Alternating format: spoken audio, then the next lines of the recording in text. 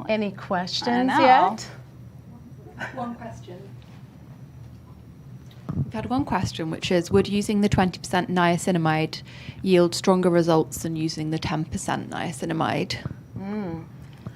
Yeah, well, stronger results. I mean, stronger, that's an interesting word. But again, if somebody really has kind of stubborn, like, you know, lax or enlarged pores or sagging pores, or what we describe as kind of orange peel skin, and it really is like, what is orange peel skin? Just like it sounds. You know, you think of that kind of rough, bumpy texture, kind of the larger pores. The 20%, yes, will give you some better improvement over this. I would recommend people, you know, if you're new to niacinamide, start here, give it a try and see what kind of results that you get. But if you've used these, you love what niacinamide can do for skin and you want more, then that's where you would maybe insert this clinical product or mix and match the two. And I kind of think of niacinamide the same way I think about when somebody's starting with retinol. So starting off with, let's say, our clinical 1% retinol treatment straight out the gate, might not yield the best results. It might be too strong, or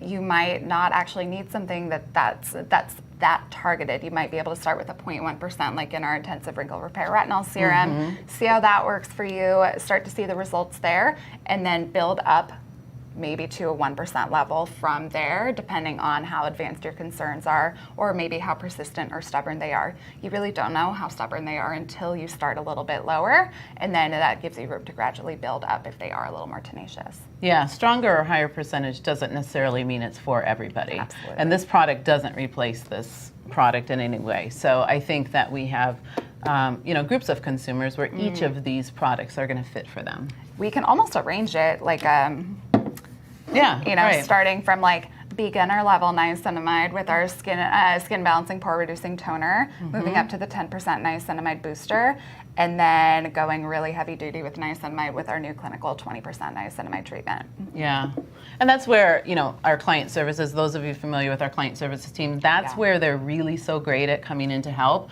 kind of navigate all of our products and guide you to that perfect routine for you. So, any others?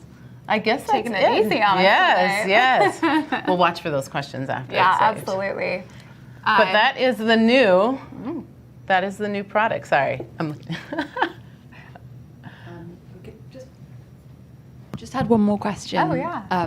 About how to kind of incorporate it into routine, like what step it would be. Can you mix it with other serums and a other great boosters? question. Yeah. I mean, generally speaking, the Paula's Choice routine, I guess, if you will, cleanse, toner is optional, exfoliant. You can then follow with a product like the 20% niacinamide, and then you'd use like your daytime moisturizer with SPF or your nighttime moisturizer.